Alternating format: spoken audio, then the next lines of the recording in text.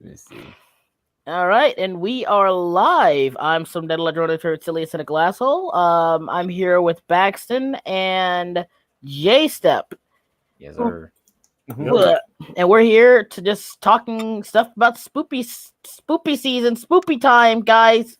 It's spoopy. Super. Yeah, this is a No. last minute thing. For the two people who are gonna end up watching this. But yeah. Wow, we have double the audience I thought we were going to have. For the two Yep. people who are gonna end up watching this. Okay. Hang on one second. The echo. Echo.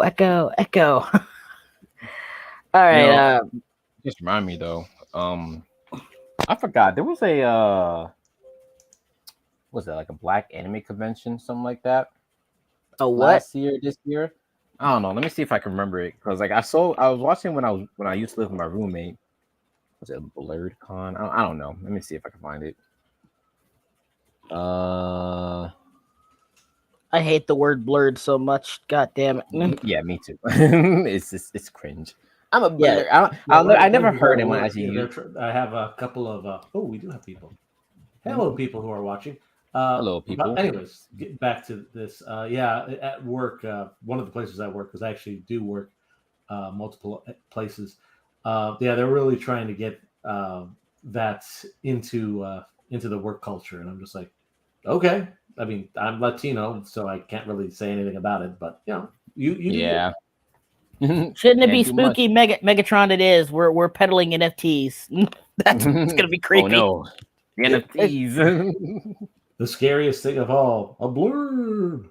Dang, what's that? Oh, Burleezy, that's his name. All right. I can't. Berleezy. Oh, I know that guy. Yeah, Burleezy, Jeopardy. Yeah, but like, I mean, it's just a really dumb concept. Like, just say fucking nerds. Like, there's nothing special about you being a black and a nerd. There's nothing special about that. I remember now. It was called DreamCon. Yeah, so I was watching something called DreamCon, and DreamCon did like an anime Family Feud or something like that. And one of the questions, if I remember correctly, it was like who? I think it was bad anime fathers, right? Yeah. And I got tight when I saw the list because I was like, all right, who made this? A bunch of normies. Because like only a few answers I like actually agree with. Let me see if I can find just the full freaking. Where's the scoreboard? You fucking YouTube bastards! I got tight because when someone said Vince Smoke like Sanji's dad, it didn't count. Like that wasn't an answer on the board. And I was like, are y'all serious? Are y'all for real? I was like, there's absolutely no way this man's dad is not on this list. There's like, I mean, did it come out before the Kick Island arc or? Bro, this event came. This DreamCon thing was 2022. Oh, okay, yeah, that's no, yeah, okay. But like on the list was Game Freaks, from Hunter x Hunter. I'm like, all right, he sucks as a dad. He literally wasn't there. That counts. That's good. That's a good answer, I guess. Was Goku on there? Yes, Goku was on there. You could, yes. Of course. Oh my god. Endeavor. I'm like, yeah, okay. Endeavor's a bad dad. That's a good answer. He's not a great dad. Hot take. Goku isn't a bad dad. Goku isn't a bad dad. Could he be a better dad? Or yeah, like he could be a better dad, but he's not a bad dad. It's literally explained that by Saiyan standards, he's a decent. Like it's literally in his Saiyan DNA. He can't see his children or his wife as anything more than really close companions. It's literally in his DNA. By Saiyan standards, he is a good dad. I want to say by Saiyan standards, him and Vegeta are great parents by Saiyan standards, especially for Vegeta since he was actually raised on planet Vegeta.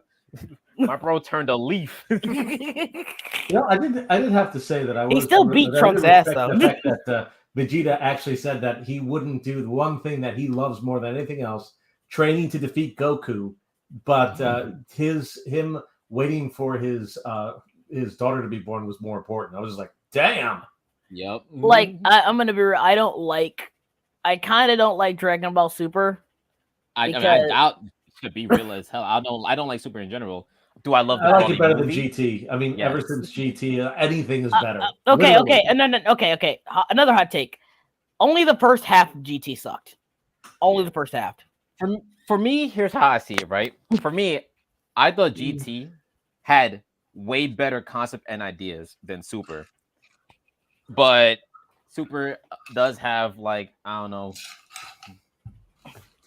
stuff. Here's the thing.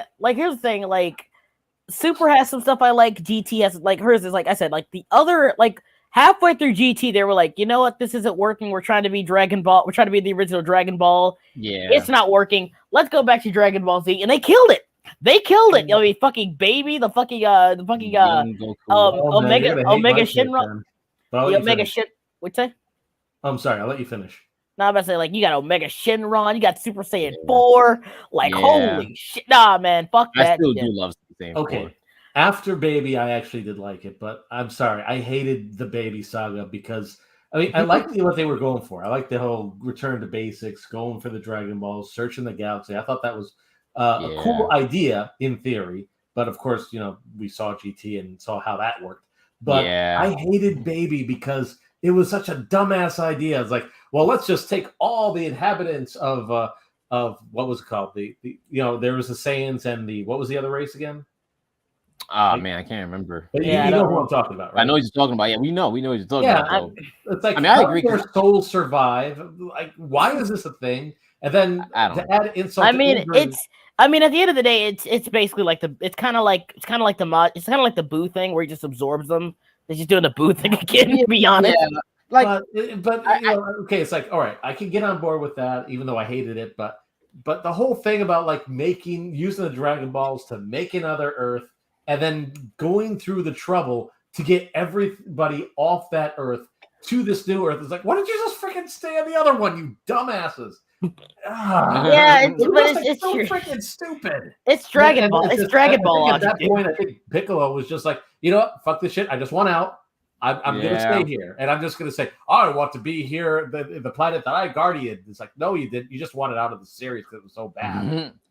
Yeah, because like I liked GT when it was just like when they were just fighting against the Dragon Ball dragon. Yeah, that was actually kind of neat.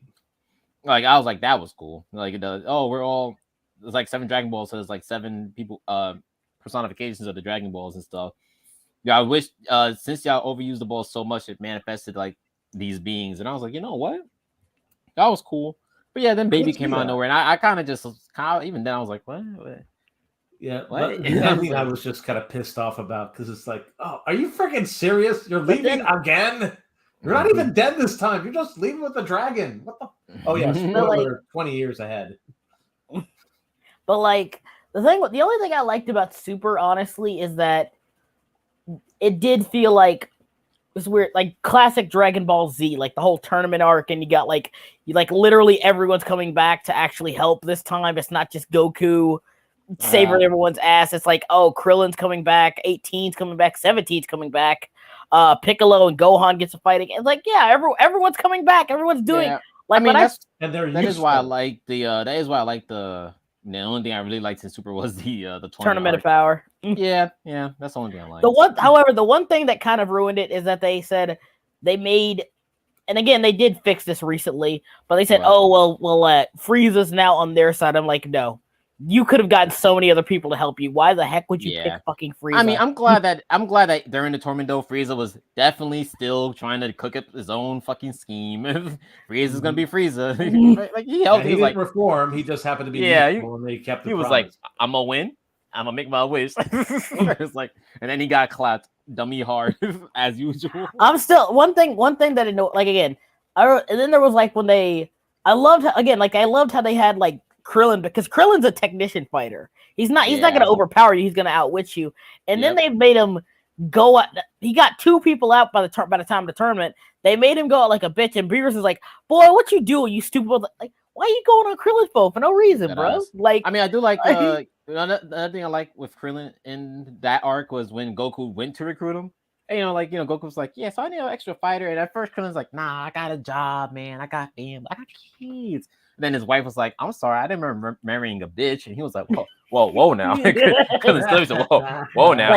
and then when him and Goku sparred on the roof, I actually liked that fight, them sparring. Even when Goku went Super Saiyan Blue, he's I'm not holding back, Krillin. And Krillin tried to match with his Kamehameha. I said, hell yeah. I'm like, let's real like Goku was using like 5% of his power for being generous. Being generous. But he still went Super Saiyan Blue in his ass, and Krillin was like, "Oh shit!" He started sweating, but he said, "You know what? I can't back down. My wife watching.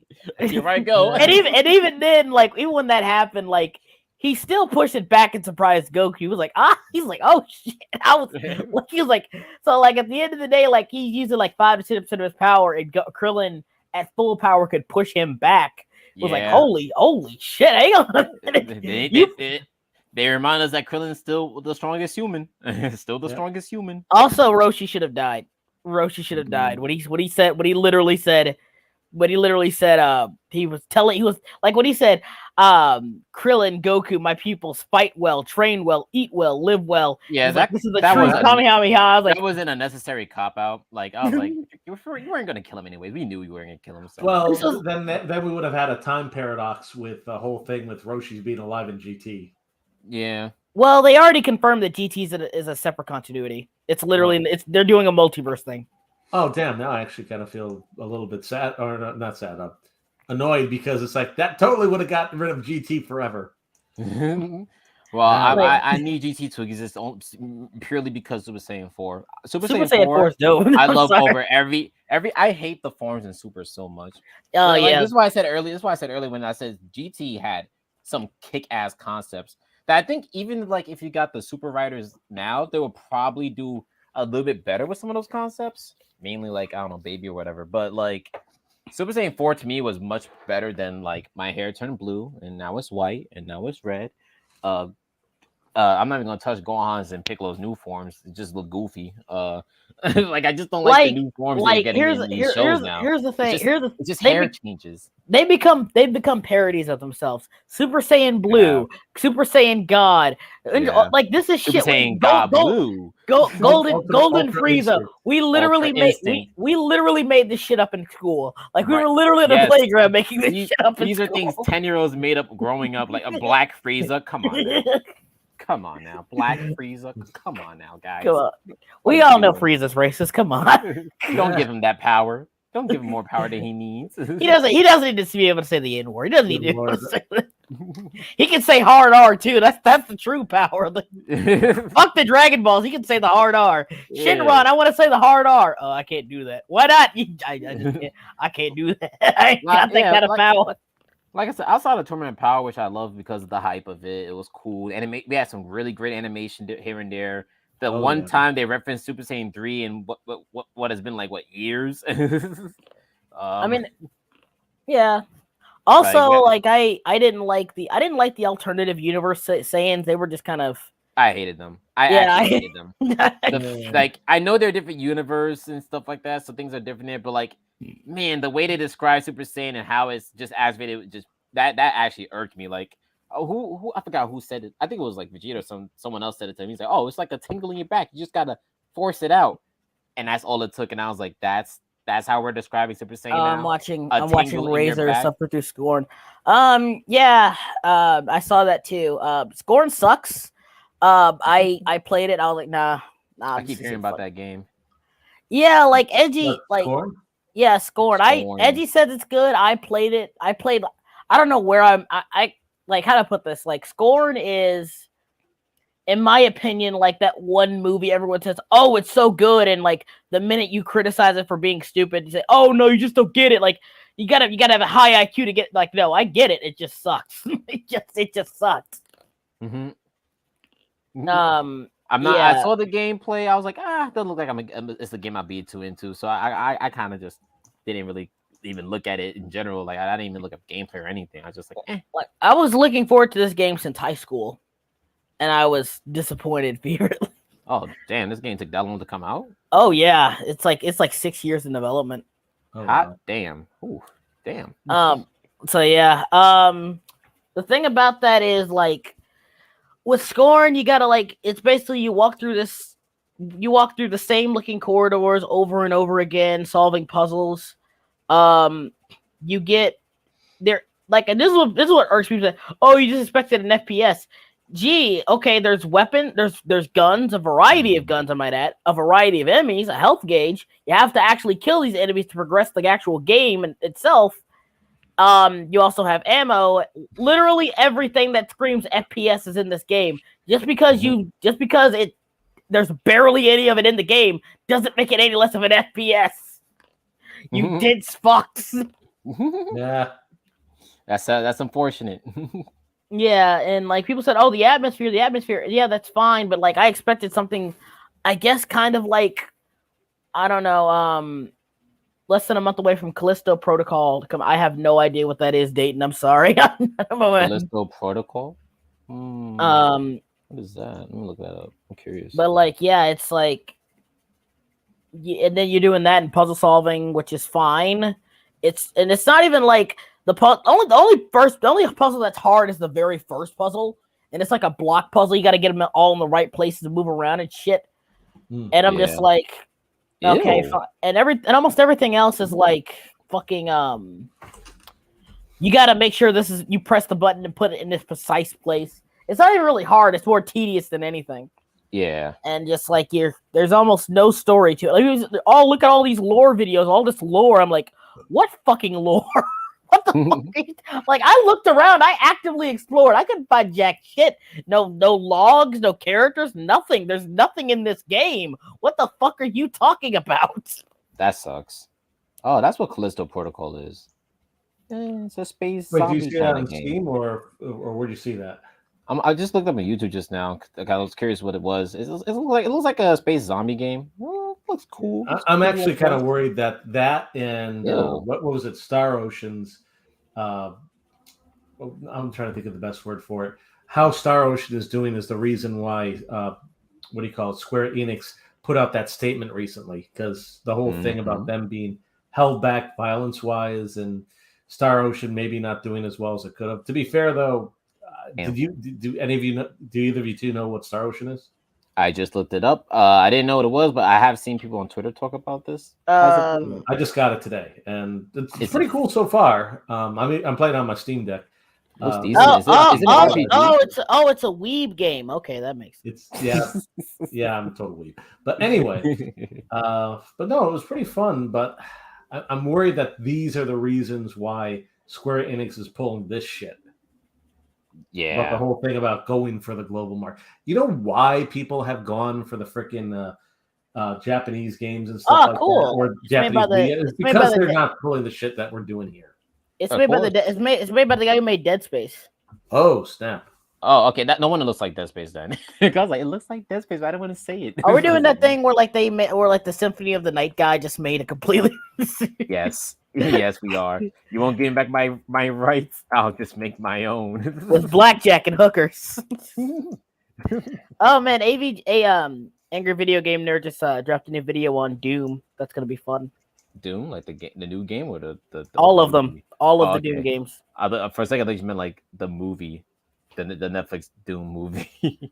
I'm so glad that James Rolfe is still like a genuinely wholesome, cool dude. Like I'm just. That always brings me back from the depths of my sorrows. Yeah, well, just remind me that for the lack of trying. I mean, they did try to get him canceled after he said he wasn't interested in Ghostbusters 2016. Yeah, that broke him. That actually broke him. Oh my god, did you see? I don't know if I showed you guys this. I don't even know what could break me anymore. But I literally saw. This is no joke. Fucking what?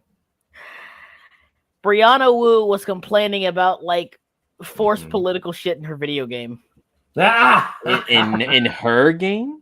No. Like she was like seeing a game review of Bayonetta, and they were like going off political spiel. Said, "I'm really tired of political stuff in video game journal." I'm like, oh Brianna my fucking god, you are the pinnacle. Hang on, I think I got it. Hang on, I gotta say it. Destroyed gaming the way we know it, and made gaming annoying.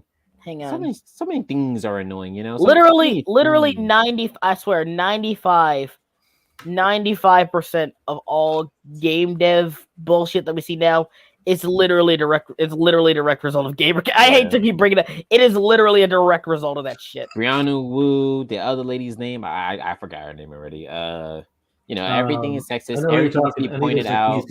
Yeah, there we go. Anita, Brianna Wu, those losers. Hang on. I'm sending it both to you. Hang on. I'm sending this to you. Hang on.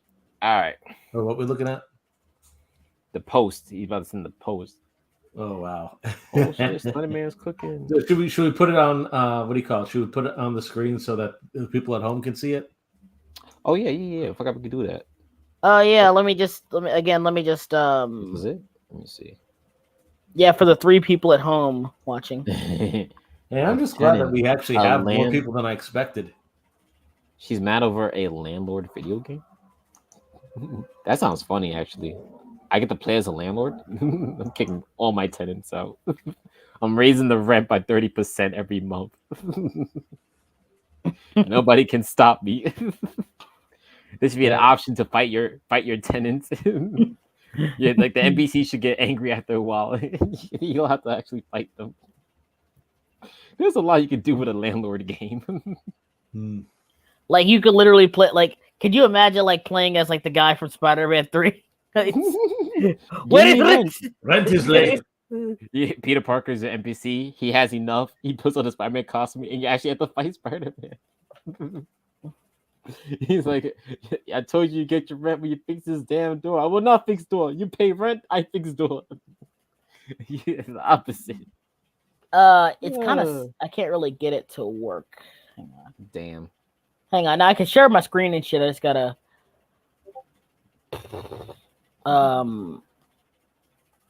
That's funny. She dressed up as Magnificent. Now, that's a Halloween costume.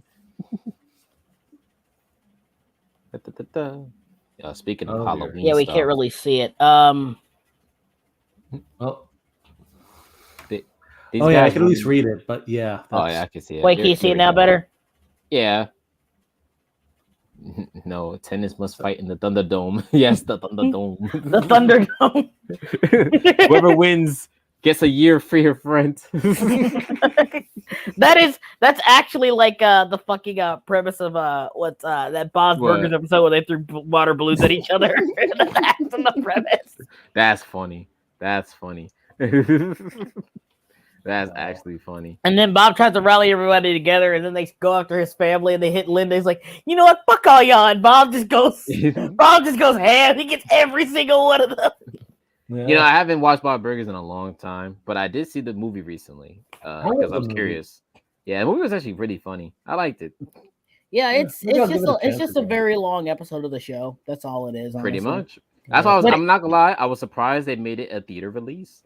Like, it's been a while since a TV movie was like, let's go in theaters. Pretty bold move. My problem, honestly, was one, for some reason, there's only, even though the show has multiple musical numbers in it, so why not make this movie a full-on musical? There's only like 2.5 songs in it. It's weird. Did it? So, yeah, there's only like 2.5 songs. On. Yeah, it's Lucky Ducks, Sunny Side Up Summer, and Grover's villain song, but even then he's like talking half the time. Yeah, you're right actually. Dang, why not? Damn, I felt like it had more songs. Yeah, It's weird, right? It's like, why not go all out with it? Especially since, again, you have multiple musical numbers in the show. You might as well make this a full-on musical. Yeah, they could have done that. That is true. And also, the audience they were trying to get, but even the audience they were trying to get probably would have respected that. But here's the thing, like, the other thing is, this is literally the Wonder War Part 2-parter episode. That's literally what it is. It is literally the same thing. Like, okay, this is fine, but you guys literally already did this. More or less beat for beat already did this. I did kind of like how, like, the origin of Louise's hat, and she kind of had an arc where she's not really going crazy over, she still cares about her hat, but she doesn't go crazy about it anymore. So that's kind of cool. Yeah. The thing is, I kind of forgot how old she was until like I watched the movie. And I was like, you know what? I genuinely forgot she's a kid. Like, she's still a kid. She's like 9. Yeah, like now that I remember that she was 9, I can see why the habit session makes sense. I was like, you know what? She's 9. There's a lot of things 9-year-olds still hold on to that I'm like, okay, yeah, she's 9 years old. I get it. Yeah, and also Gene and Tina are just kind of there. And that's fine. Yeah, they are just kind of there. Like, yeah, because she's the main character, and her siblings are just, they're just here for the ride. I mean, I would say like her and Tina are the main character. She just wasn't the main character of this episode. Yeah, I mean, Tina had her boy trouble thingy. But again, that they've dated and kissed numerous times throughout the show, so this isn't really a big deal. It's not. It's not because we know the end game at this point. We already knew.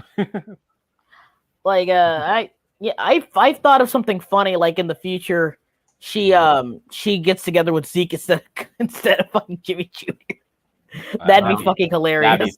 That'd be funny. Like what? No one saw that coming. I mean, it is hinted at a few times. Yeah, but I just remember the funny. I think I forgot the two characters that actually did make me laugh the most were the two well, not landlords, but they own the land that the Bob's Burgers. Fish odor, like yes, those yeah, like had me cracking up to the whole movie. Yeah. Felix and Calvin Fish odor. And the only reason, okay, in order to get into the family trust, the only way you can't get into the family trust is if you've committed a felony, and every single one of them has, except for cousin Calvin, because he never got caught. Yeah, baby. Yeah. I swear those two had me laughing all the way up to the end, even when they're about to die. It's like, he's like, wait a minute. Wait, we're not going to Cuba? Yes, but I bought an outfit. I know you bought an outfit. We all know you bought an outfit. They really thought they could turn a toy submarine into a real submarine. I was like, no. Man. Did you actually think I was gonna take you to Cuba? Yeah, we might have been a bit high. We were on a lot of cocaine with this idea. I'm not gonna. Yeah. They seem like they'd all be on cocaine. Let's be real. Yeah. It's a shame though, because I know the movie, like budget wise and return wise, it didn't get that much returns. But yeah, I was like, who's watching a cartoon movie? I'll be right around back. that time. I was like, you're not gonna see a good return, especially for Bob's Burgers. No offense to Bob's Burgers, Yeah, I mean, even if they even if they actually did a proper, COVID wasn't a thing, I don't think it would have done as well. I still don't think it would have done much better, and. It's a shame because I've always been thinking that we need more 2D animated movies get into theaters, but yeah. I mean, even 3D movies are having problems now. I mean, that's true. I mean, again, Super Pets I think did horribly. Yeah, I heard. But then again, it's a movie about the Super Pets. But, I think that the story itself and the fact that it was supposed to be about pets was the least of its not the least of its problems. That was one problem. And even with the Rock and some of the other voices, Kevin Hart, yeah. Although it cost that movie $90 million to make Super Pets, and it's saying so far it got back like $93 million. No. Worldwide, it got $203 million. So. I'm checking Box Office Mojo right now just to see. Yeah.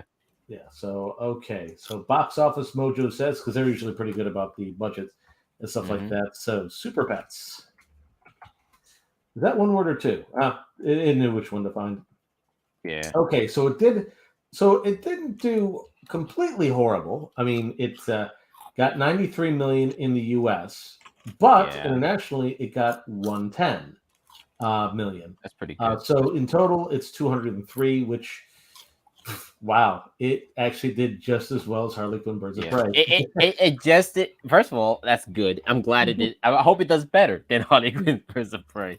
I need the numbers to go up just to spite Birds of Prey fans. Good Lord, I hate that movie so much. Everything it stands for. Super Pets over Birds of Prey. I haven't seen Super Pets. I heard it was at least decent. You know what? It's just the way that they went about making it that I just hate it so much. It's just like why you intentionally. Oh, I'm sorry. I was saying why. Well, allegedly that the big thing that the first of all the director really wanted to make it a political statement, and then second they kept on saying they are trying to get rid of the male gaze, and the moment I hear that, it's just like, oh wow, I've turned off completely in this movie, and you've just made an enemy, you fuckers. Yeah, no, the Birds of Prey sucked. The male gaze, and they try to cover everyone up, but you know what? You failed because I can still see Black Canary's tits. So haha, I win. The biggest insult for me was the whole thing with the Marilyn Monroe dance number. Marilyn Monroe danced in a whole dress of this, and then they decided Harley Quinn. Nope, we're gonna put her in pants. I'm just like, you assholes. And now you're just trying to be dicks. Honestly, if I'm being real with you, the biggest problem with Harley Quinn and the Birds of Prey is it's not really sure what it wants to be. That's the weirdest part. That's like most of the DC projects right now.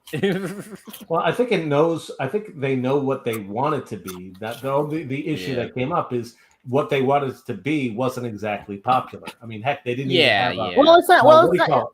Oh, sorry. No. Go ahead. I mean, heck, they didn't even have a commercial for the Super Bowl, and I looked because I figured, the last big push that they were going to have, because literally the weekend afterwards, Birds of Prey was coming out, so it just would have been made sense if they had an ad, and they didn't, because again, they were trying to market toward the female audience, which again in itself isn't a bad idea, but they're not the ones who showed up. It was the guys, and I think if they just changed things a little bit, or better yet, if they just went the heirs direction, the movie would have been so much better. It would have. That movie could have been saved. Kathy has no business making movies ever again. Like, let me give you an example of what I mean by it doesn't know what it wants to be. Like, on one hand, like in the beginning of the movie, I can't believe I'm saying this, but as you know, at the beginning of the movie, they try to make you feel sympathetic for Harley Quinn. She's been through all these relationships. She's had an abusive upbringing, et cetera, et cetera. Yeah. Okay, that's fine. But then almost immediately after that, when they go over her breaking up with the Joker, it's revealed, it turns out that all of Joker's schemes were actually all of Harley's. He just took credit for it. Not only does that not make any sense in any capacity, but let me put something into perspective. So you just went out of your way to say, we're supposed to feel bad and sorry for her, but all these horrible, terrible, awful, disgustingly evil things that Joker's done, those are actually Harley's ideas? Oh, yeah. And you want me to feel sympathetic?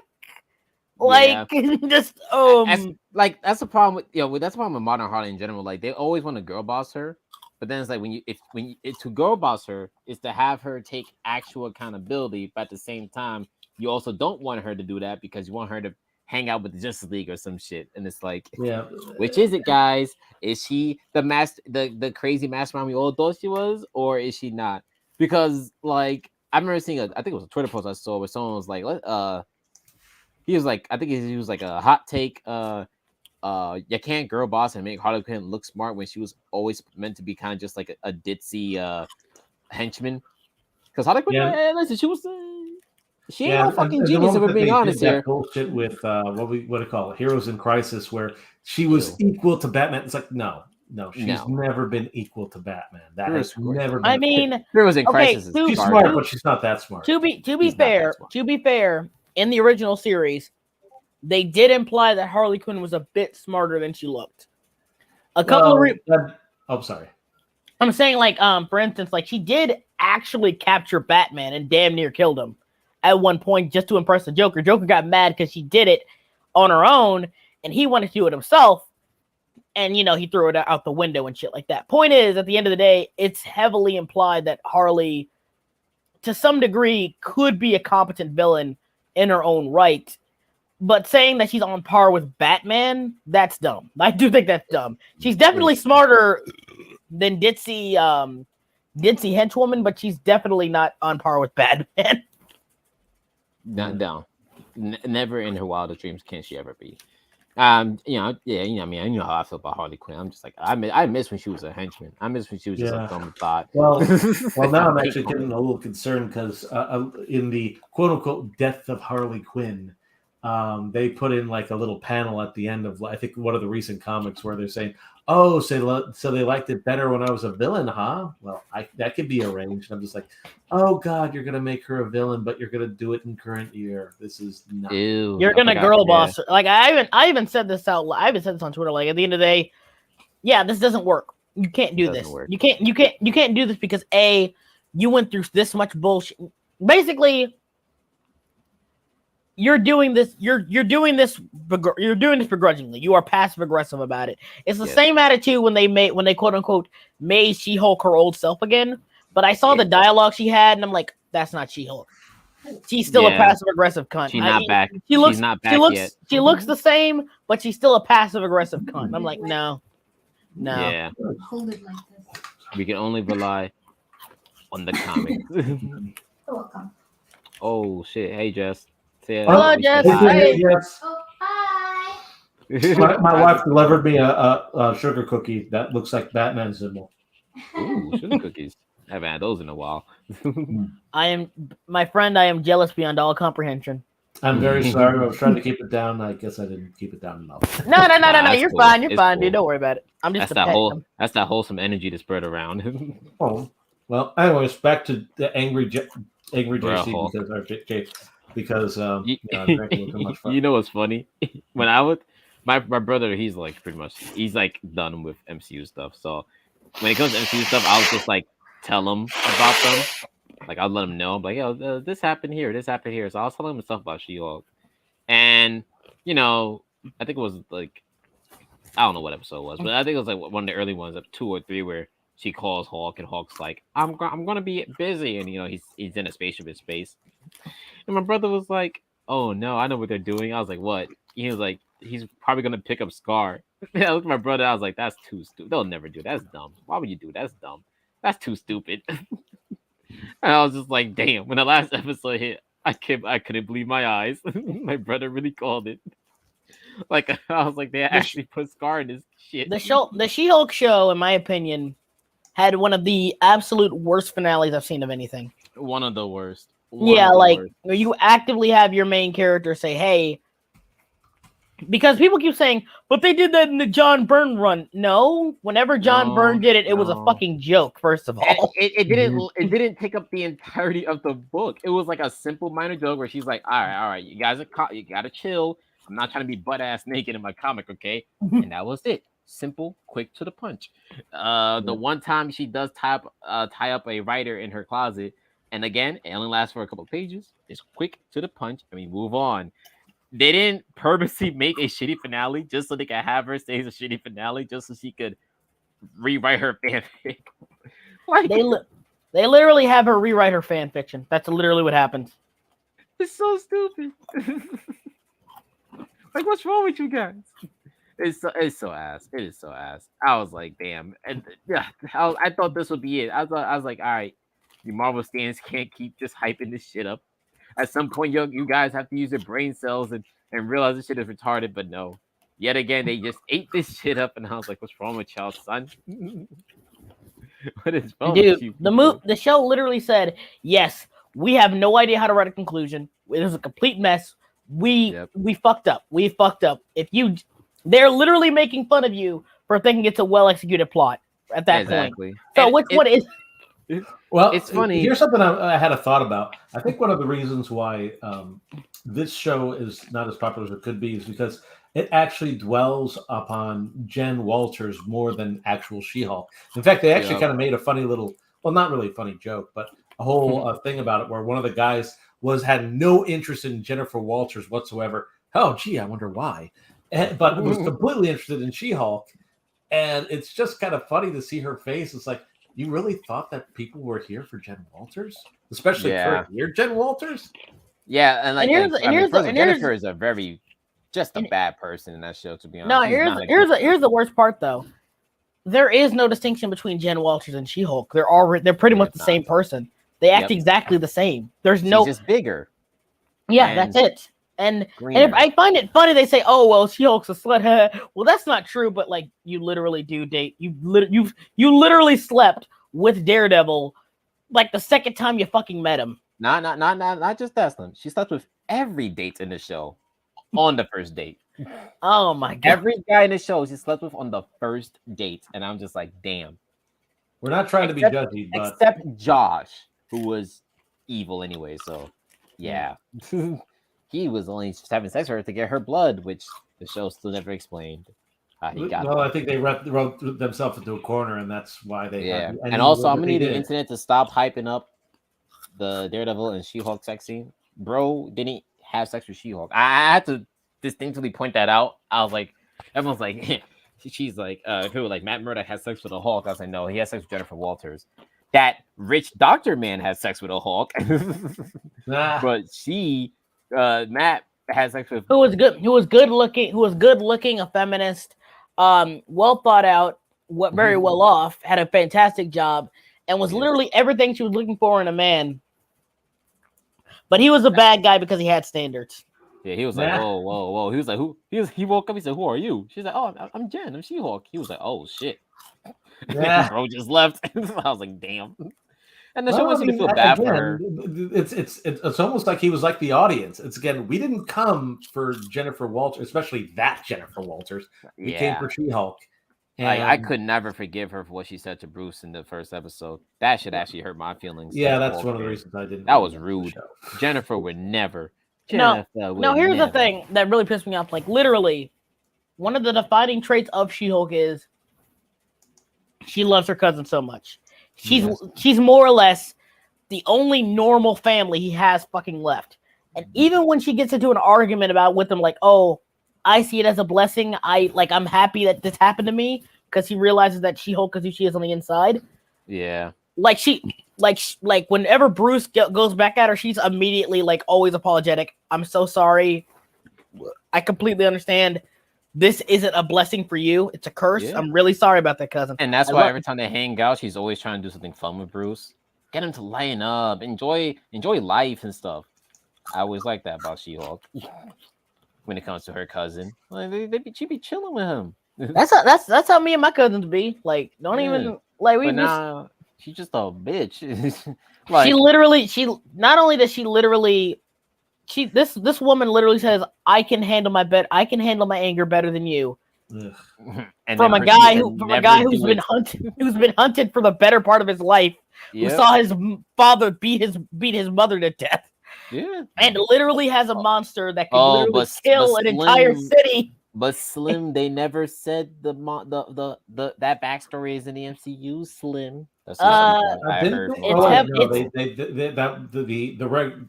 The Hulk movie was before the MCU, wasn't it? The Incredible Hulk, yes. There were two Hulk, but the Hulk movie, the one. There were two movies, Ang Lee and the Incredible Hulk movie. Yeah. The thing about the Incredible Hulk movie is they heavily imply it's the same movie. They don't explicitly state it, but they heavily imply it was like a soft reboot / continuation. But because of the MCU, they kind of do make it apparent that it's just different, because that's the only one that's canon to the MCU. So the Ang Lee one has nothing to do with the MCU.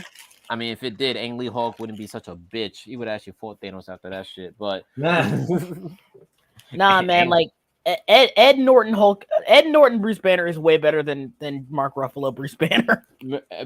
Ed Norton Hulk wouldn't have succumbed to such an ass beat. I mean, he probably would have, but he wouldn't have just went full bitch mode after that. He would be like, oh shit, round 2. If he loses that, round 3. If he loses that, round 4. Like, I'll never forgive Infinity War for that. How dare you? I was upset. I was like, no. Hulk gets back up. They literally cut out some. They really did Hulk and Thor so dirty in the MCU. Jesus Christ! Dirty. And now it's not just that, but now it's like they did all of Hulk so dirty. And when I say all of Hulk, I mean like there's every aspect of his mythos has been fucked up. Yeah, exactly. Every aspect of tell another Hulk story anymore. So we have Abomination. He's a peaceful hippie now, and he's nice and a goober, a bit of a dummy. So that's cool. The Wrecking Crew. Oh, you assholes! You fucking monsters! I'll never forgive them for this. Oh, the Wrecking Crew, my boys. Yeah. Now they'll never be used right again. Yeah, we're in the comics, if I'm not mistaken. They were big burly dudes, and the Wrecking Crew were some of the most ignorant villains. I like to dub them the most ignorant Marvel villains of all time. When it comes to them as a group, they're just ignorant. They're the most arrogant assholes. Besides Taskmaster, who also is an ignorant a-hole. These guys were the only type of people to just run up on anyone. They don't care who you are. I The mean, at least with bravado Task, they had. at least with was, like- Taskmaster, it was like he did have a reason. Like the dude could literally read anybody's fighting. He would have a reason for pulling up to somebody. Either he's getting paid for it, or he just he's going to the fight with a plan or a strategy. The Wrecking Crew, nah, no plan, no strategy. They knock on Thor's doorstep, they fight him. They knock on Hulk's doorstep, they fight him. They fought the Hulk, Thor, Luke Cage, Heroes for Hire, the Avengers. Like these guys are just menaces. They don't care, and that's why I love them so much in the comic books. And just to see them just my poor boys, absolutely butchered in this horrid show. Hang on 1 second. I remember one thing I saw, if I could find it. What? Which one was it? Don't mind me. Hang on. Yeah. Well, anyways, the point is, eventually, I still kind of want to see the show, but I feel I'm way too biased to be objective about it.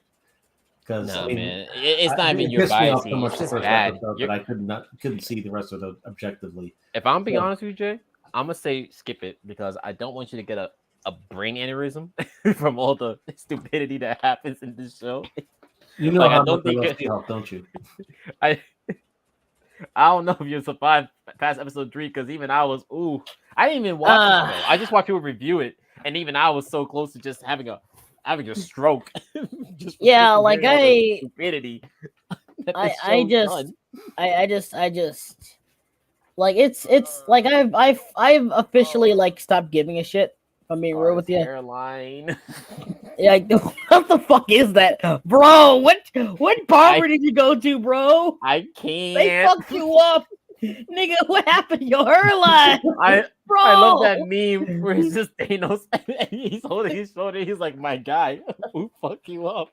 I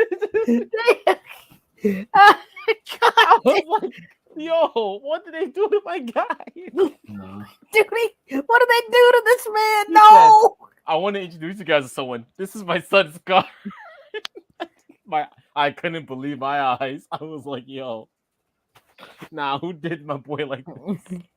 And then he looks like just a pussy ass bit. Like he just he looks like he's gonna ask his cousins, you guys play Smash Bros on Switch? Okay, no, okay. He was like the awkward. It was like when you're the guy who's awkward to show up to a party. It's like, listen, y'all got games or something I could just chill on TV, whatever. Like that's what we did at the party last night. I swear to God, yeah, they were playing Mario Kart in the other room. That's how Scar pulled up. I got next. And ain't nothing wrong with playing games at a party, but still. Yeah. Also, like, it's funny that people think like, oh my God, they did Daredevil so good, and I was like, he literally became a dildo. And I remember saying that someone asked, "What do you mean by that?" I was like, literally, the way it ends is that she's like, "Oh, bring me back Daredevil. A woman needs her needs." Like I was like, that's literally equivalent of her going to her dresser, pulling out a dildo. I find it funny. I find it funny. Exist. They had an entire rant in the show about men being shallow. Yep. And she just she is probably the like how do you make a character that unlikable? Like that is a talent to make a character that unlikable. If you want to know the reason, apparently the person who made She-Hulk went with the same mindset as Kathy Ann, the person who made Harley Quinn Birds of Prey. Yeah. Male gaze is the worst thing that you can have while simultaneously trying to focus on the female gaze. You also had fucking twerking with Liz. I'd say with Megan Thee Stallion. Like, not only did she go into that, she also like from interviews I've seen, right? Like, first of all, goddamn, these guys are actually proud of what they made, which is what kills me. So, like, in an interview, whatever, they're like, yeah, we were kind of ahead of the curve. We're so smart. We knew the trolls are gonna be mad at us. So we just went ahead and started trolling them back. And I was like, it took you guys 3 years to write a show just to own the trolls.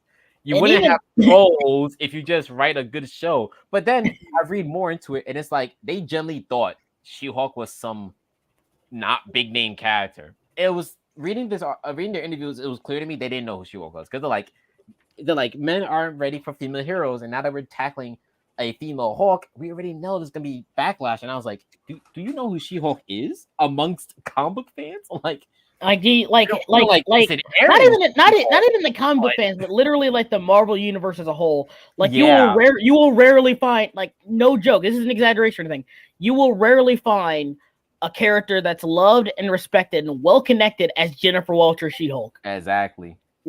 She has literally no bad blood with anybody. She's literally chill with everybody. Compared to like any other character that's like another version of a character or anything, none of them are on She-Hulk's level in terms of like lovability and success. People love She-Hulk. Everyone loves She-Hulk. Like not even that. Like for instance, let me give you an example. Like at the end of the day, like you get someone like Tony and Steve together, they gonna start beefing at some point. They're gonna start beefing at some point over some bullshit. Like She-Hulk just comes to the party and brings the beers and it's like, shit, what's going on? Like that's the kind of person she is. She is the life of the party. She's always there to just have fun. That's it. Yeah. And I'm like, but she's Party Steve, isn't she? Or Party Pete, I mean. Yeah, Party Pete. Yeah, let's go with the party.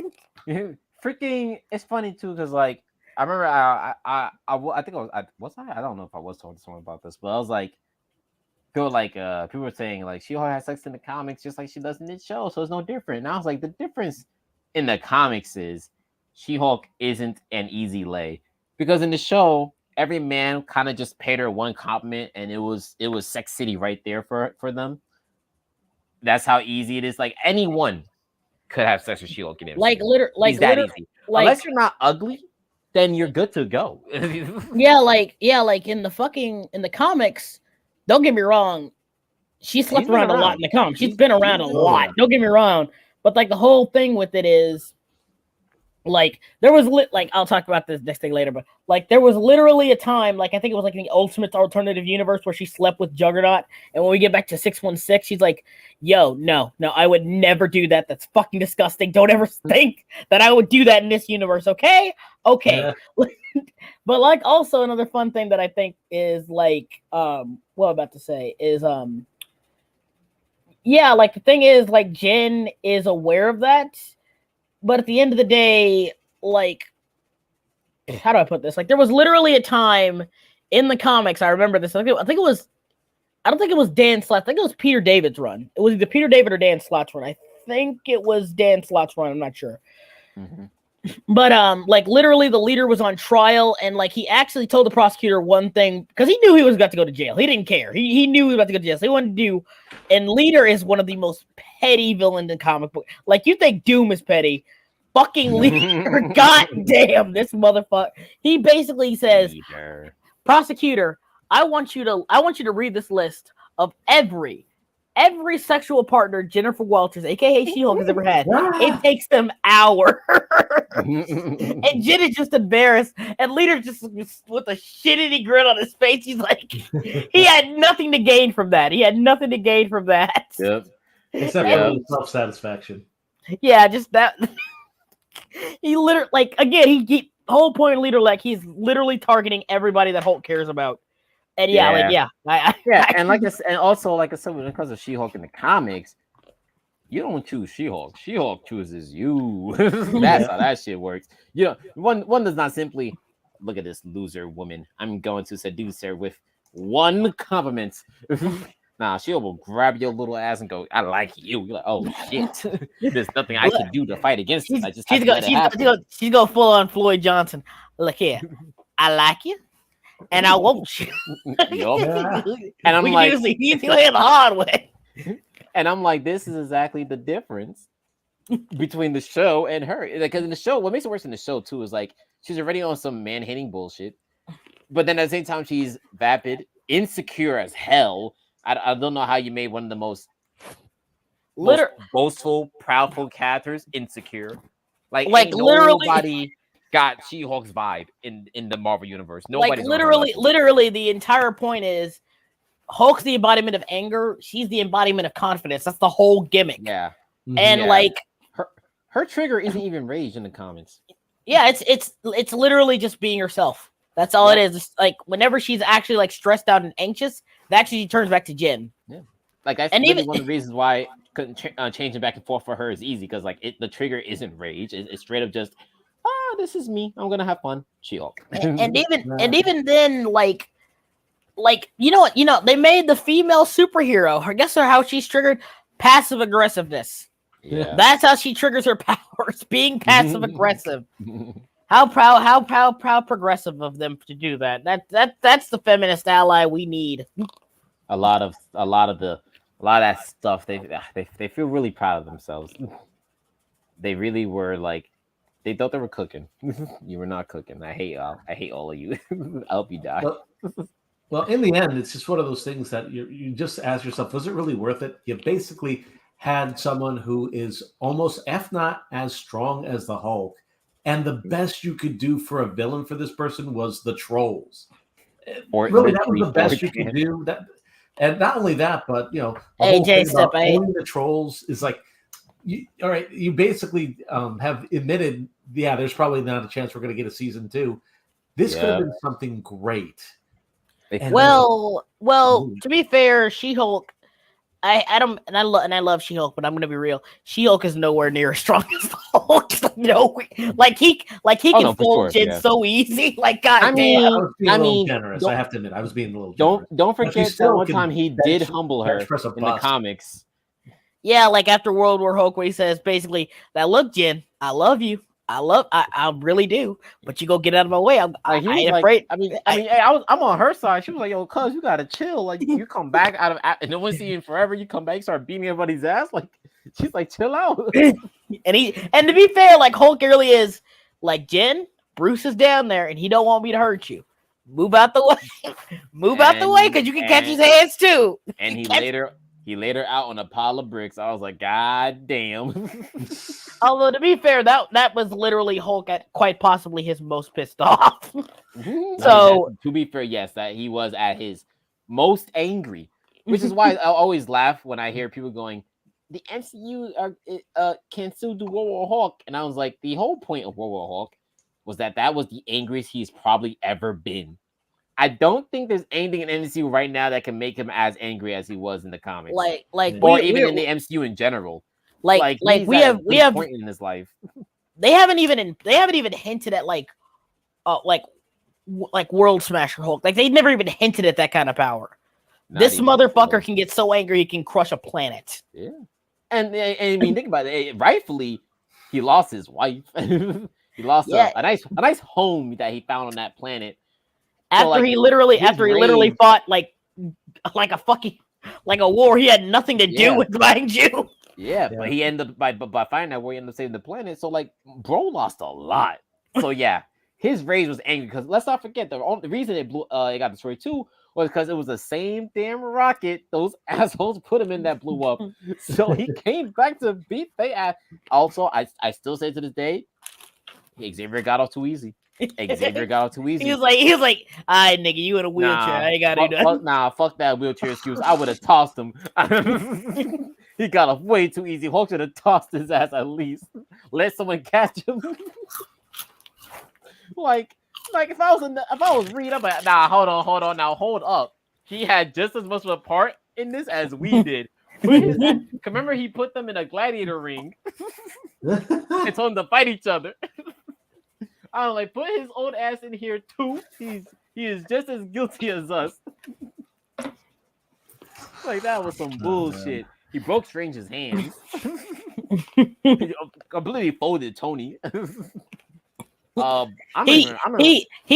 disrespected the X-Men. Jesus Christ. He the X-Men.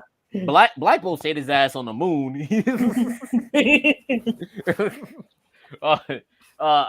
Did Namor? I forgot. No, Namor did get involved. He tried it. Bro got you thought. Spider-Man saw that shit and kept it moving. I was like, oh shit, no, I'm cool. I'm cool on that. Y'all, good luck. Good luck. This man Darwin on the X-Men. Bro said, all right, time to adapt to the situation. And his body just disappeared. Bro just said, he's just gone. I was like, you know what? I respect it. I respect the hell out of that. His body said, I'll tell you how we adapt to this by not being here. Like, damn, everyone was getting cloaked until Sentry showed up. I hope they never touch the Sentry in MCU. Leave that man alone. Yeah, They would fuck him up. You know what? You know what? Nah, they probably wouldn't even use him. He's white and a male. They're like, ugh, white male character. We're not gonna use that unless they change him to black or something. Because that's what those corny bastards do, anyways. I saw like Keke Palmer today dressed up as Rogue. Everyone was like, "Yeah, Keke Palmer, Keke Palmer." Listen, I like Keke Palmer. I really do, but I don't want her as Rogue at all. Please leave her out of it. Rogue is a Southern white woman.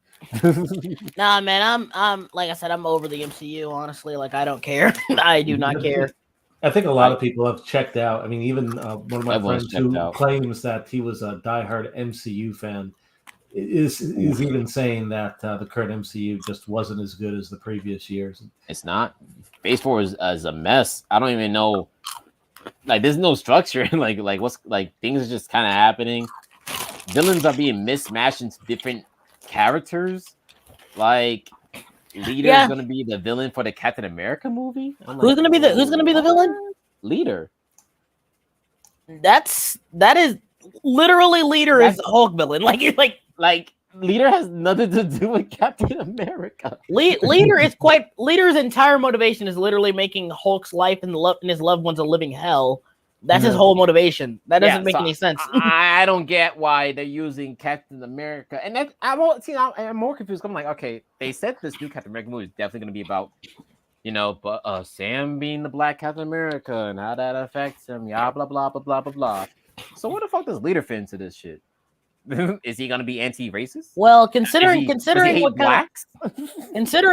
what they did with She-Hulk, I'm assuming he's going to be. I'm assuming is what he's probably gonna be one of those people like, well, actually, you can't actually be Black Panther. I don't know. But you know how funny that would be though. Imagine Leader. This man's probably been hiding somewhere in the MCU for God long time though, being low key. Oh yeah. And he finally comes out of the hiding. He finally shows up with a grand scheme. Just to say the N-word. Wow. He has never once gotten involved honestly in shenanigans, and he's finally reared his head to look at Black Captain America and tell him, you can't be Captain America because you're a nit. You know something? That's actually something I think Leader would do too. That's the worst part. That is something Leader would do. Holy Leader's shit. Like, all right, I've been in hiding for 5 years. Let me see what the modern world looks like. Captain America's what now? he's a what? A nit. And you know that little assistant he always had, that ugly little one-eyed troll he always had. He's like, my leader, listen. Black Panther's a woman now too. Woman. You know something? Deep down, hang on. I want to see something real quick. I want to see it. I want to see if the Woman King performed okay.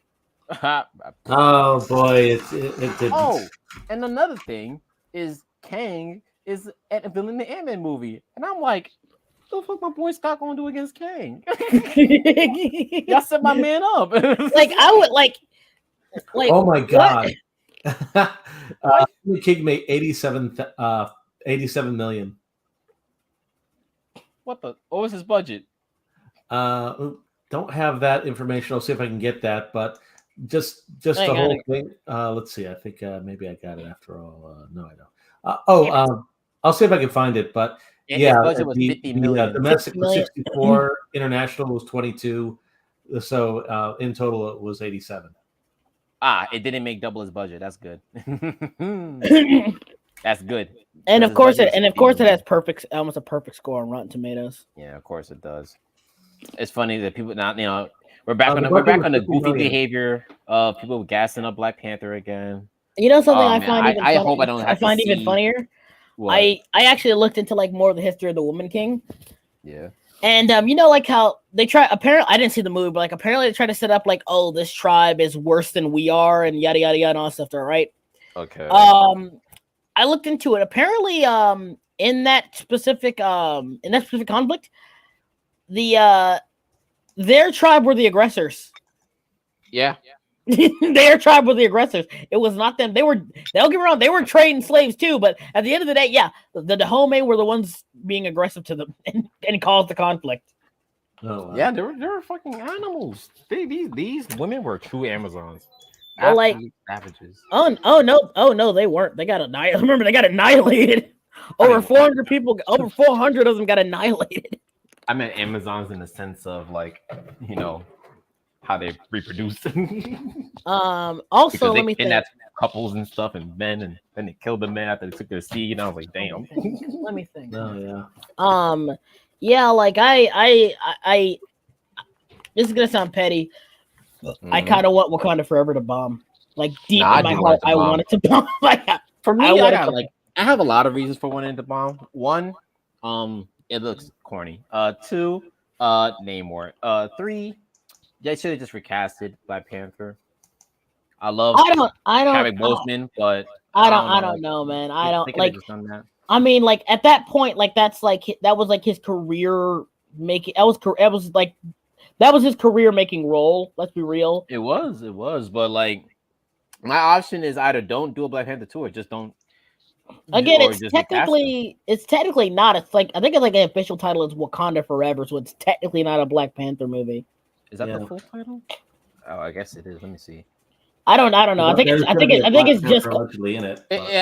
The full title is Black Panther Wakanda Forever, but Black Panther is like the font for Black Panther is like really tiny. So it's like it says Marvel Studios, then Black Panther, and then the big ass Wakanda Forever. Yeah, it's like Wakanda Forever, Black Panther 2. Yeah, but like yeah, like I saw it. I'm like, yeah, like the main reason I want this movie to bomb. I'm sick and tired of people saying like Wakanda's a real place. I am sick and tired of it. That's what I was about to say. Because, like, listen, in New York City, right, when Black Panther came out, the clownery I had to see in my eyes as I'm watching all these fake ass African Americans, fake ass Black people pulling up with their dashikis on, pretending to represent something. I'm like, half of y'all niggas made fun of kids like me for having African parents.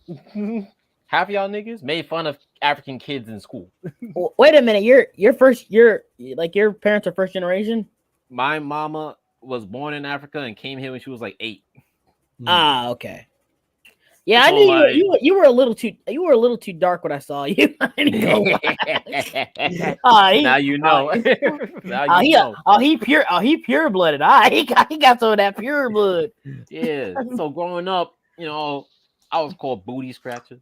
I was called all the good African jokes you get and see, and I'm seeing the obvious. I could tell the obvious same folks. Now they're pulling up with their fake ass dashikis on. They got the little outfits. Everyone's acting like they're celebrating something. I'm just like, man, y'all niggas are lame. You know that? Y'all are really lame. And this then, like clownish behavior, y'all. What are y'all representing here? A fake country? It actually kind of reminds me of this one meme that I saw that I think was actually telling the future, where they were showing like the guy who played Black Panther and like a bunch of people around him, and the caption said "Wakanda Forever," and then they said by the next week, and you saw like the actor looking like, okay, I have to do it again for the 1,000th time, like, and then the caption said "Wakanda maybe Tuesday." Yeah, maybe like Tuesday.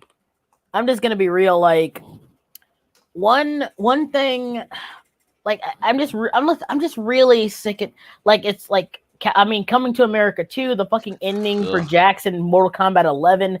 I'm just sick of it, man. I'm sick of Black people only having to deal with the same bullshit. Like here's the worst part about it though. They keep saying like, oh, this is an idealized.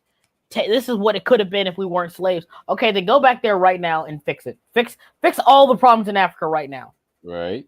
And like, even then, Wakanda, even then, the MCU's depiction of Wakanda still doesn't even add up for me. Because like MCU Wakanda has here's why MCU Wakanda stuff doesn't make sense. In the beginning of Black Panther itself, the movie, Killmonger talks about a spear. A mask that belonged to Wakandans, right? And it's like, how are there lost Wakandan artifacts around the world? That doesn't make any sense. Like, unless purely a Wakandan took a spear and a mask out in the world, lost it by accident. That's the only way I can see it happening. But sometimes it feels like they want to have the colonizer aspect so they can make fun of white people, but they keep forgetting Wakanda never been colonized, so they can't do colonizer jokes, which is why that colonizer joke in Black Panther 1 just doesn't hold weight. Oh, you scared me, colonizer. I'm like, Shooty, the fuck do you know about colonizers? Your ancestors have been free. Y'all never been colonized. Y'all watched people get colonized. Y'all literally sat there eating fucking bag of chips. Look at the slaves. Plot hole. Yeah, look at them. Sucks to be them. And then and then at the same time, they have like traditions that come from different tribes in Africa. Since people like to treat Africa like a fucking monolith. So it's like, oh, this is African culture. It's like which African culture? There's like hundreds of them. You can't just say this is African culture. And then I don't know. It's just annoying seeing that shit. Like, why this motherfucker got a whole disc in his lip? Do you know what that means in the African tribe? That means that nigga's a cannibal. Oh my! Wait, is that for real? In some tribes, yes. Oh my god! See what I mean? African tribes got different meanings. So when you try to mumble that all in and put it in Wakanda, which is supposed to be like, advanced, but they got fucking super rhinos. Nigga, y'all got like anything else with super rhinos? What the fuck is this? This isn't advanced. That's a rhino. You just put armor on. I mean, like, Jesus Christ. Where y'all flat screen TVs at? I didn't see a single flat screen TV in Wakanda, I'll be honest. Oh yeah, that is a good point. Or maybe they had holographic TVs or some shit like that. Probably. I mean, I only saw that in Shuri's and T'Challa's lab, but outside of that, I didn't see anything. I still can't get over like the sister. They literally said, "Oh, she invented everything modern in Wakanda." Like bullshit. Fuck off. Like she built off of people before her. She didn't invent anything. Obviously, people has laid blueprints out in the past. She's just smart enough to understand and advanced on said inventions. Because like, what the fuck you mean she invented this shit? I'm gonna be real. Like at the end of the day, like that doesn't make her seem smart. It makes you guys look stupid. Like it really does. Like it does. And now your smartest woman or whatever is the Black Panther. God forbid she dies. You niggas about to go back to the Stone Age. Wait a minute. I thought that the sister ended up getting dusted. Yeah, but she's Black Panther now. Well, yeah. I thought they tried to quietly make her go away after she was caught at like some anti-vax thing or something like that. The anti-vax stuff is why the movie took a while to come out, because like they were having problems with her on set because they didn't want her there, but they still have to film, so they're like, hey, we gotta have her do her scenes and stuff, yada yada yada yada. But it's too late. Things are written in stone, so they need to have her there anyways. So MCU fans, they still hate her, but they're still gonna watch the movie anyways because they're MCU fans. So they don't like her because she was anti-vax. They're still gonna watch the movie anyways. Yada yada yada. And now she's Black Panther. I don't know at what point she learned how to fight. But okay. Even at this point, it's been like in MCU timeline wise, it still has only been like maybe 2 years since Endgame happened. So unless you learn how to fight in those 2 years, I don't know how she was doing any of the shit I saw in like that trailer, and I was like, what the fuck? She doing like some Spider-Man ass moves. I was like, how does that work? Also, she doesn't have the Black Panther powers, so I don't know how that works either.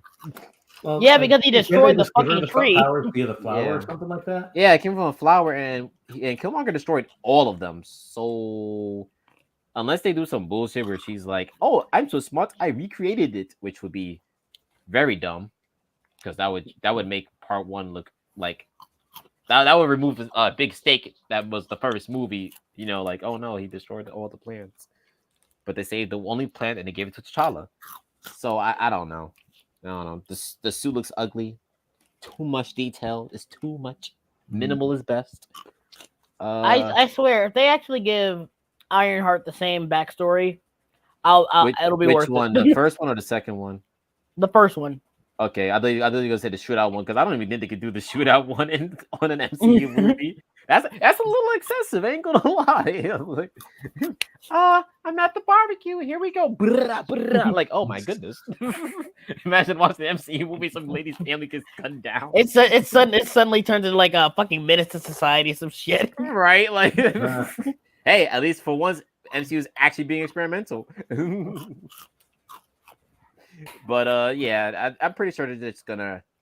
I mean, from what I've seen a preview, where either like just kind of either Origin is gonna be funny. Her. Honestly, the more I think about it, either Origin is gonna be funny. Yeah, but it looks like from what I've seen, like the Wakanda's kind of just abducted her. Not sure why, but from the clip I saw, they just pulled up to her dorm and were like, you come with us. And she was like, what? Who are you people? And I'm like, wait, they just gonna abduct this nigga? I guess so. Yeah, because that's something comic Wakanda would do. To be fair, yeah, comic Wakanda, but MC Wakanda has built themselves to be like they try to show themselves as higher than thou. But in the last few stuff they've done in Phase 4, I'm just like, you guys are looking like criminals. Falcon Winter Soldier, their story was like, we don't care about international law. We go and come as we go. And I was like, what? Are you trying to have Wakanda seen as a terrorist state? It's god awful. Yeah, I don't know. I hope it fails. Everyone's hyped up Namor. This is such an interesting tale. It's like, it's not interesting. It's not interesting. He was a fucking Greek Asian looking motherfucker. And now he's Mayan. Like, that's pointless change. We wanted to do something nice with the Mayan people. There's like 2 Mayan heroes I know in the Marvel. You can always just use those. I can't wait for him to bitch about Christopher Columbus or some shit. Because it's gonna be in there. I swear to God, if he says anything about colonizers, as if his ass ain't been underwater the entire time, I swear to God. I mean, you're right. Since they had Shuri make a colonizer joke in the first movie, so I'm not gonna put it past them. Which again, it's just a dumb joke. It doesn't work when you've never been fucking colonized. And also the fact that people forget this, like saying, "Oh, they wiped out the Aztecs." Like the surrounding tribes teamed up to take down the Aztecs because they were so brutal to the other tribes, right? Yeah, the Aztecs. The Aztec War is like its own story in and of itself. Like that shit in and of itself is like its own thing. That's crazy. Like you can make a whole movie about that, but I mean, it'll be canceled because are you trying to imply that the white people didn't kill them? It's like, yes, yes, I am. I don't know. It's just a bunch of stupid stuff. Aren't you a little racist to be making a movie about the Aztec culture? Yes, yes, I am. Just fucking Phineas and Ferb type shit, right? That's how I feel with the MCU nowadays. Aren't you a little too retarded to write a Marvel story? Well, yes, I am. And then proceed to write the most trash show I've ever seen in my life. But she made Pickle Rick, yes, the worst episode of Rick and Morty. It's funny from the worst season of Rick and Morty. At least with the other MCU shows, I could say they had decent first episodes. Like with the other MCU shows, I can go, that was a solid first episode. With She-Hulk, it was already fucked from the start. Like Falcon Winter Soldier, I was like, all right, first episode's kind of decent. Him being broke is such a stupid ass plot, but whatever. I don't know why the fuck they thought that was such a smart idea. I'm sending you guys memes because I'm bored. Okay.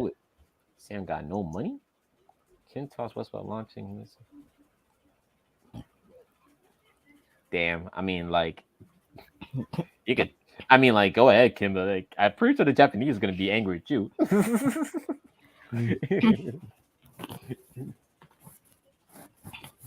God, that would be so hard. The Xenos. Yeah, like it's super stupid, but I actually love this. I spit acid on you, and then I'll force throw my acid spit on you. You know what? I think I would have rather see something like this than what we saw in the new trilogy. Yeah, I mean anything from Disney Star Wars in general, this would have been better than that. badass. That Obi-Wan show was trash too. I find it. Oh, you first. I would say, Someone said it's been 10 years. It's been officially 10 years since Disney bought Star Wars. I'm like, first I thought, God damn, I'm getting old, motherfucker. Really? Yeah. Wow. 10 years. Wow. Whoa. Yep. Force But, Awakens. Oh, damn, you right. Ooh. But here's the thing though. They said, how do you think Disney's held it so far? I saw so many people bootlicking and dick riding like, oh, it's actually good. I'm like, I said this. If the Disney / sequel stuff is so popular and so well received, why are they doing everything in their power to go back to the OT and prequel era? Why? Yep.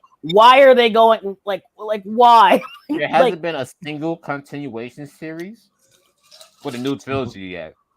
There's no show that takes. Heck, even the comics did the High Republic, and to be honest, I've barely heard about that at all. Yeah, because it probably fucking sucks. Let's be real.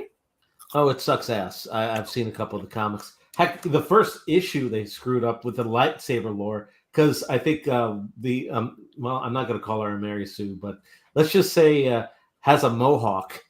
Can all of a sudden stand on a lightsaber while it's ignited as it's stabbed into something. What? Again, you could. I mean, you could. Hopefully, I mean, okay. To be okay. In Knights of the Old Republic, there was an ability to like deflect lightsabers with the Force, but it was super fucking rare. Yeah, but that's deflecting, not I'm a stand on it and look like some anime weeaboo person. Like that's some anime shit. Like when anime guys stand on another guy's sword to disrespect them. You don't do that to a lightsaber and risk cutting your feet off. Well, to be fair on that one, when the person was called out, at least he didn't go on the attack. He actually said, "Oh, I screwed up." Okay, but still, I mean, it's the first issue, and you screwed up so royally that, yeah. But like, I wouldn't call that. I feel like that's something you wouldn't even like. Even if I didn't know Star Wars, I'm gonna look at a lightsaber and assume that's not something you can stand on because it's a lightsaber. It's a laser. Yeah. Unless it's an active laser. I think like I think it's funny. Like I said, it's always goes back to the OT and prequel era. I'm like, okay, so and like the only thing I can think of that set squarely in the actual sequel era was that show. I think it was called Resistance or something, where there were like a bunch of air. My God. Yeah, that show was flat out canceled. Yeah, like. Sorry, I'll let you. No, go ahead. No, I actually saw it, and here's the thing. I mean, it definitely has pretty bad tropes. Like, all the women are, of course, very competent, and the one white guy that they have there is, of course, a bumbling buffoon. But here's the thing. It wasn't a bad show. It really wasn't. The biggest issue with the show was incredibly poor advertising, because I think a lot of people were expecting something closer to like a Rogue One type of animation, and they ended up getting like drag racing type of animation. And then eventually that show. Yeah. Now you see where this is going. And then in the second season, they went off planet, and then things started getting a little interesting because they were on the run. They were trying to find supplies to survive. They were trying to get to the next part. And you can tell that there was another season planned, but the show didn't survive. Here's my thing. It's not only that. I think it's legitimately like you have to get people, and like here's the thing. Say like Star Wars Rebels, it shouldn't have had 5 seasons. Honestly, I'm gonna be real. It did not have. It did not need 5 seasons. Like, cause like especially since 2 of the seasons were focusing on Sabine being the Queen of Mandalore, the most uninteresting character in the entire fucking show. First of all, not only the most uninteresting character, I feel like that completely like just ruined the Mandalorians for me at least. It's not even like they literally had Ezra might turn to the dark side. We got Darth Maul back. It's gonna be the super badass arc, and then like at least dark side Ezra was interesting. Yeah, but bro was barely halfway. I think like barely halfway to the season they kind of just drop it. Oh no, he's just good now. He's just a good guy now. No more dark side. And then like Sabine's the main character. Yeah. Like for no reason, and I'm gonna call. She's a fucking Mary Sue. I'm sorry. She really is though. Like I hate using this term all the time, but she really is. She is. I did not like her at all. Like I liked her after her arc was over because she stayed off the show for a while. Remember, she had to stay on Mandalore. Yeah, but even then, that was only for like a few episodes. She came back. Yeah, but when she came back, she kept her rightful place in the background where she belonged. So that was how you really felt about the character. I mean, like early on, she like here's the thing. She was Zeb just had a more interesting story. Yeah, the Zeb and Zeb, in my opinion, is probably the most annoying character because of how inconsistently he's written. Like, because because like half the time it's like, oh, like if they just stuck with the whole, oh, he's a disgraced war veteran who's on his who's getting old, he's on his last knees, still trying to prove himself as a warrior, and then like other episodes like, oh, he's a silly man child, he does stupid things with the guy. I'm like, no, stop, and stop. That's what sucked because between him, Kanan, they had like some of the most interesting stuff going on with their backstories and whatnot. And you know, I was just like, dang, sometimes that is just annoying. Sometimes, like, it kind of ruins his character a bit. Like, literally, I like his rivalry between rivalry to friendship with that one guy. I forgot his name. I did like his character too, though. Yeah, like the mutton chops. Yeah, mutton chops. There we go. Oh, mutton chops over there. Yeah. Like I kind of liked it too. I will say like that episode when they're stuck on the ice plane was one of my favorites. Yeah, like it was like I said, when they write it consistently, he's good. I like that, but like then they say, oh well, he does all this stupid shit with Ezra. I'm like, no, stop making him a man child, you idiot. And I'll say like the two characters like the most were literally Kanan and Hera. Like they were the best characters. Hera. I mean, Kanan was the best thing in my opinion to come out of Disney Stars as a whole. Like I genuinely loved Kanan. The only downside, he was voiced by Freddie Prinze Jr. Yeah, and then we saw what happened with him. And his death was one of the best deaths in Disney Star Wars. Like, of all the characters that has died in a Disney Star Wars product, Kanan's man, that shit hurt. I said, damn, man. I mean, at least he had a son. He clapped Tara's cheeks before he died. I'm glad he did, but like, ooh, that death hurt. Oh, I hated that black-haired bitch. And she was like, shoot the generator. And I was like, no, don't do it. And Kanan was holding it back, and then he pushed him back. I was like, you know what? I hope Ezra turns to the dark side and kills all of y'all. Yeah. I hope he murders the Empire. Honestly, if it was just Hera, Zeb, and Kanan, and Zeb was actually written consistently, and just fucking throw Rex in there too, it would be a pretty damn good show. Yeah. Rex was cool too. Oh, Rex and Kanan's relationship was cool too, because you know, like Kanan's trauma with the whole clones. Yeah. Oh, that's another thing. I forgot they retconned Kanan's backstory a little bit in Bad Batch. How'd they retcon it? That was actually a pretty good show. Yeah, Bad Batch was a good show. I only fell off because I just fell off by accident. But in so you know, in the comic books, Kanan, you know, he's a Padawan. He was with his master. They trained a lot. They fought in a war at one point. She fought against Grievous. She got gravely injured, but she was able to fend them off. And it was just showing like how his early days with her and whatnot. And you know, like most Jedis have like their own set of clones. You know, like their own troopers that they're cool with. Yeah. So Kanan had these two troopers who he was cool with. And one day they're just, they're at a campfire. They're resting after a mission. And they're laughing jokes, cracking it up, just hanging out, whatever. And then the faithful Order 66 call happens. And, from there, Kanan's master is killed. And Kanan is chased off world or whatever. And Kanan ends up like just living a life of like, just refugee. He becomes Han Solo essentially. Yeah, and that guy in Rebels, that green dude with the horns, Kanan knows, the one who's like in trouble. Yeah, he met. He's the one that taught Kanan pretty much what he knows. Like he found Kanan when he was younger. So that's how Kanan knows this guy. Because I was like, why is Kanan so friendly with this guy? He's an asshole, but he pretty much like, okay. I was like, I get it now. I get the relationship now. But so in Bad Batch, they pretty much they didn't change the whole thing. They just changed like the events of his master's death in Order 66, where it kind of just happened and they didn't have the clone trooper friends he did, and yeah, he just ended up running away. His master got shot to death. The Bad Batch crew was trying to talk to him, but he ran out of fear.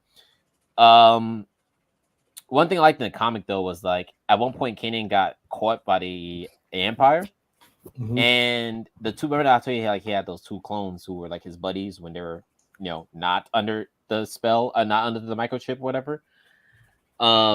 They were chasing him down, trying to shoot him down, and they recognized as Kanan. And I guess something maybe I don't know, their microchip expired or something, because at one point they're like, damn, as they're chasing Kanan down, like, why did we do the things we did? And they're like, what do you mean? He's like, why did we kill our master? And now we're trying to kill Kanan. And they're slowly realizing this, and out of regret, they blow up their own ship so that they could prevent Kanan from being chased by the other ships. And I was like, damn. That was genuinely sad. I'm not gonna lie. Yeah, like goddamn, that would be pretty cool. Like and I'm gonna be real. Like I don't like how you had if you didn't fuck up the sequels, you wouldn't have this problem. But every other series that's going back to like the Jedi, like going back to the OT and the prequels, like, oh yeah, there were a bunch of Jedi after Order 66, which is okay, fine. They were in hiding or whatever. Yeah. But like this kind of makes Luke feel less, I don't know, special, because they explicitly said that Luke was the only one left in the galaxy who could stop Vader. And when you imply that Shakti fucking you imply that fucking Windu is still alive. When you imply that all these motherfuckers are still alive, Ahsoka is still alive. Well, I'm at least glad Windu's death is still. I'm glad Windu has not been brought back yet. Thank God. Please keep him dead. There is no need. He died. He got bodied. Okay, we have to accept he got smoked. I mean, again, like Lucas said, it's possible, and like Samuel Jackson being Samuel Jackson. Now he's alive. He's alive. He's alive. Samuel Jackson would definitely retcon it just to play that role again. I know him, but like, I need y'all to chill the fuck out and keep him dead. I need y'all to keep him dead. Please stop bringing these people back. Like Star Wars has a problem with people dying, and it started with Maul, and it's getting worse. I would say there's not really a whole lot of people who came back though. I mean, it's not that a lot of people came back. It's my problem with certain people coming back. From the Emperor coming back just because. Well, again, that's Disney bullshit. I mean, yeah, that's what I'm saying. Like, I just don't want. The only character I could actually think of actually coming back is probably Maul, and even then, it took him a while to actually come back, and there was a reason why he was gone. He literally had to rely completely on the dark side to stay alive. And afterwards, it literally drove him insane. So, actually, you know who else was a character I liked in Disney Star Wars too? I actually liked the Grand Inquisitor. I forgot. I thought he was pretty cool. He was. I would say. How was he in what do you call it, in Kenobi? I'm not even gonna touch what they did to him in Kenobi. Sorry. They massacred my boy. Oh yeah. Also, being stabbed in the stomach with a lightsaber doesn't mean anything anymore. I guess it doesn't. Yeah, he got stabbed by a scrub, and I was like, the Grand Inquisitor was a fucking boss in Rebels. All right, that dude, he had that ability. He would hyper analyze his opponents. He planned their weaknesses, and he was still a competent fighter. Like Grand Inquisitor was dope. Like the problem with it is, I actually like the idea. I said before, like I like the idea of the Inquisitors. Yeah, they're just not great. They're just not. They're just not great. It's a concept that needs to be handled well, because like the whole point of the Inquisitor is like, oh, so the remaining Jedis or whatever who did survive, we gave them an ultimatum: join us or die. Join us to hunt other Jedis and prove your worth. I'm like, you know what? Concept wise, that's decent, since we're at the stage now in Star Wars where a lot of people are just kind of alive, and Jedis were alive during Order 66. Most of them being Padawans, sure, but like there are still like masters that are alive, and that like you said earlier, Slim, that kind of just makes the whole Luke stuff feel weird, because Ahsoka being alive all the way up to like past the original trilogy, I'm just like, come on, Filoni, just kill off your baby girl. It's okay, you can kill off your daughter. I mean, to be fair, they confirmed that she's dead by the time Rise of Skywalker comes out. Yeah, but like still, like Filoni, come on, bro, we get it. You love her. You have to stop. Somebody needs to stop Filoni. I love the man, but Jesus. Wait, Skywalker or Palpatine? Yeah. Palpatine. Oh my god. There's no Ray Skywalker. There's only Ray Palpatine. I think I do genuinely. I said I looked at this and like if the new Star Wars, the Disney stuff is so popular, why is everything they're doing have to do with stuff that was created before Star Wars? Before they acquired it? Why aren't they doing any new stuff? Because the newest project is what's the newest thing they did? Star Wars Andor. Something? No, not even Andor. The new thing they did. Wait, she's still alive. She's still alive after Rise of Skywalker. How? Like they saw, like she was one of the voices that Rey Tales Avatar of the stated. Jedi. They're doing Tales of the Jedi right now. Wait, you said she's alive? Who told you that? No way. You Like no. Wait, what? Like no. Dayton says she's alive. I'm like, how? Wait, what? Huh? There's no way she's alive. Because Maybe one of the she voices used Ahsoka heard. the Force to communicate with Palpatine. Yeah, like that was one of the sources, voices Ahsoka heard. Yeah, when they completely ripped off Avatar. Soy Walker. Rise of Soy Walker. Soy Walker. But yeah, nah, I don't know Megatron. Like they said they confirmed she was dead too, and at least with that, I could at least accept it too. Because I mean, she'd be old as shit. She would be old as shit. Luke was a boy. Luke turned to a man, and then Vader was old.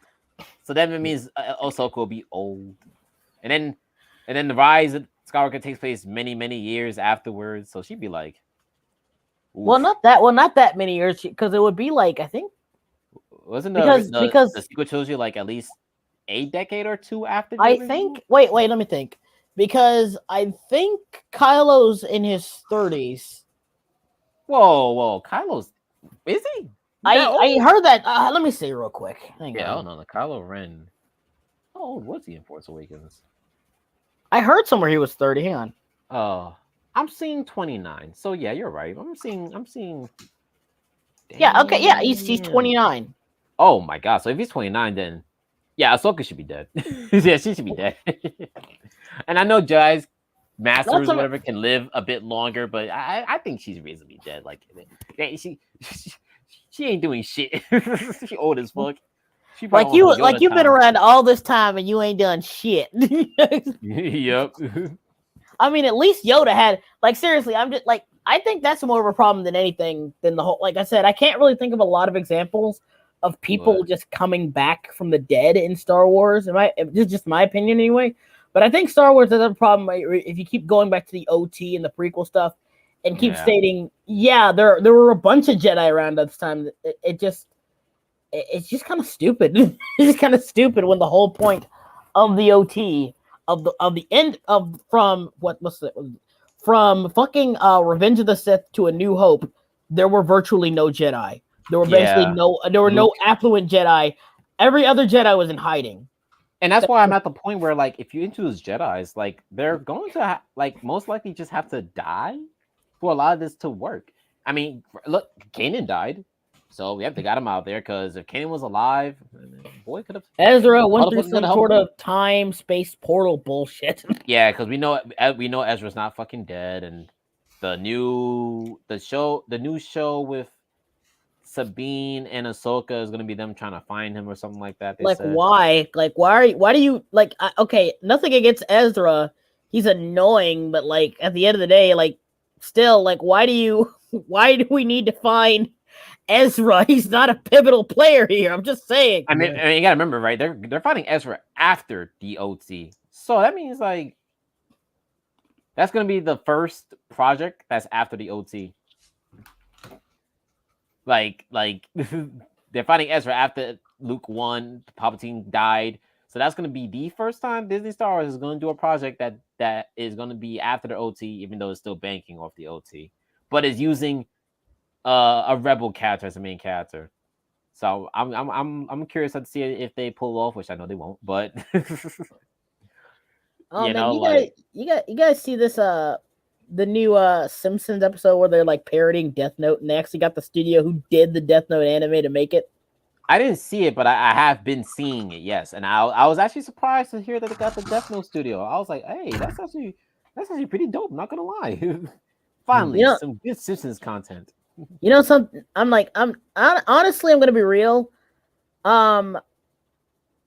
It's not gonna be good for one reason. They're gonna miss the whole point of Death Note. At the end of the day, it's the whole point is like Light is a villain, but with Lisa, they're gonna be like, "Oh no, she's actually doing the right thing." Actually, I'm like, "No, God." Yeah, I like heard they made Bart L. I don't know. Like I'm just like I've said this already. Like 80% of all Western animated like shows, their quote unquote comedy is just referencing anime. That's really what it is. Like I'm not even trying to be an asshole. That's really what 80% of modern Western animated shows is. Oh, do you like anime? We like anime too. Yeah, okay. Oh, can you actually tell a joke, please? Thank you. And the joke is we like anime. There we go. We did all the effort we needed. You're having a transformation. You're having a transformation sequence. Oh, let me guess. Sailor Moon or Dragon Ball? Which one? Which way, Western man? Sailor Moon or Dragon Ball? If it's written by a woman, it's gonna be Sailor Moon, and if it's written by a man, it's gonna be Dragon Ball. That's how it works. It's gendered. Yeah. I love how one thing pushing back against this representation thing. It's kind of a meme, but kind of not. Where everyone's saying, "Oh, we need this so girls can relate to Black Girl." I'm like, nigga, we love Dragon Ball Z and Naruto and shit. Right? We don't need that shit. I relate to my man Yusuf so hard. Oh man, I relate to Luffy so hard. If it ended up being just the case that if they are not the same, nationality as you are, that you can't enjoy them. Imagine being someone from Guatemala and seeing literally nothing made for anyone in Guatemala except for like the maid dude from the Birdcage. That's it. This is why like people from Guatemala, like Spanish countries, like a lot of Spanish people in general, they are so chill when it comes to this stuff, right? When it comes to this stuff, they don't care. They have a laugh. It's like when we see Goku on Mexican taco stands and shit. Like they're having fun. I mean, the way that I see it, we get a lot of our movies from the U.S. We get our soap operas from Colombia, and let's see what else. And we get our cartoons from Japan. Yeah. Yeah, like and sometimes Mexico, but anyway. Sometimes Mexico. I'm just saying, like, Goku is the unofficial king of the Mexicans. Let's be real. He is. All Mexicans want to be Super Saiyans.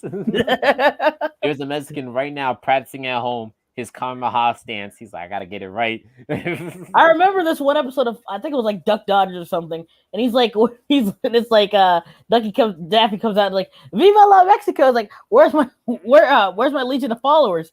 Oh, they all went home early to watch Dragon Ball. Watch reruns of not only Dragon Ball, reruns of Dragon Ball, which is that's pretty. That is funny. That is funny. You know, they understand their culture so well.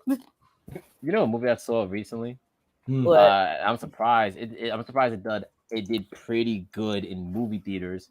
It's Halloween, so I saw a horror movie. Terrifier 2. Terrifier 2? Yeah, so Terrifier it's about this movie about a killer clown named Art the Clown. It's pretty nasty. It's pretty gory, to say the least. It's so gory that reports come in that people were literally like fainting in the movie theaters and stuff, and some people were like, "Oh, there's reports people vomited in the movie theater," and I was like, because like I've seen the first movie, so I know how absolutely disgusting that shit is. So for the second movie, I was like, all right, I heard people are in movie theaters literally passing out. I gotta give this a look at.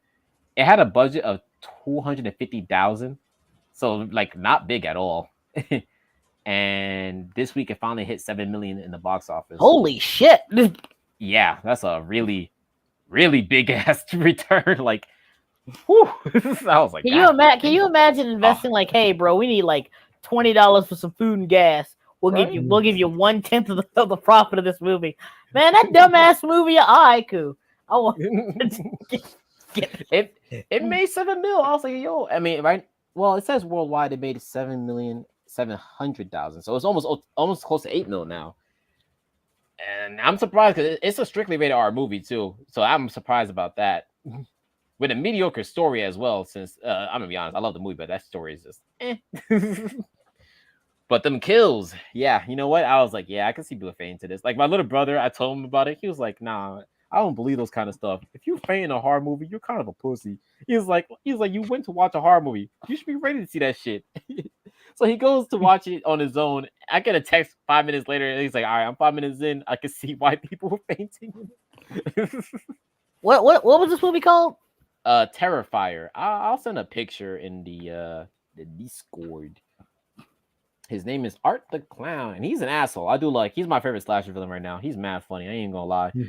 He be fucking with people.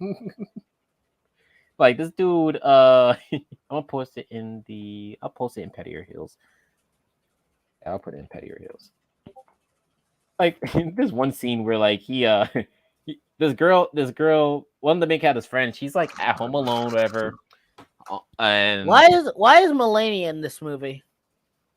Mulaney, was he? Dang. Mulaney. I am Mulaney, a blade of Mikola. On the poster, what I mean. Oh yeah. Oh, okay. That was like some. Oh, the main character is like this girl, and that's the costume she was wearing for Halloween. And she ends up fighting this motherfucker by the end of the movie, and things get really bloody. So, and I'm not gonna lie, at some points she didn't have that main character plot armor. He was straight up beating her ass. I was like, damn. She had a little brother in the movie. Dude looked like I guess he was like 11 or 10. Even he wasn't safe. Like he actually started whipping this nigga like a 1800 slave. I was like, damn. I'm watching a little boy get whipped by a killer clown. Show him some mercy. Like, that reminds me of my younger years at summer camp. Oh my god. But yeah, this movie's wild. Like, I enjoyed it. For an indie horror movie, I'm surprised it made such a big ass return in movie theaters around. I mean, it is Halloween month, but still, I was like, that's a lot of money. God damn, like you can make 2-3 sequels with that money. I mean, they already are making a sequel, but I don't want them to make a sequel. The story kind of got stupid. One of my favorite jokes he did in the first movie was like he was chasing this one girl, right? And he was about to kill her. So he starts beating. She got the upper hand because she got a plank of wood and started beating him up. So Art the Clown, he's getting folded, right? So he's like on his knees. He's trying to catch his breath. His back is turned to her. She's like, yeah, get up, fucker, get up right now so I can finish you off. The camera zooms in on him, and he just turns around and shoots her. I was like, nah, where'd he get the gun from? And like at this point, he stopped smiling. This shit's not fun for him anymore. He had to use a gun. When he uses a gun, he doesn't smile anymore. He's upset. He has some of the funniest expressions I've seen in a horror movie. Like you see in the cover, he's always smiling, but like he do expressions like this. I'm just like, damn, he's not happy. He carries around a black bag with weapons, I guess, and the twist of part 1 was that he was immortal. That was the twist. In part 1, I thought it was just a normal asshole, but it turns out no, this man might be a demon.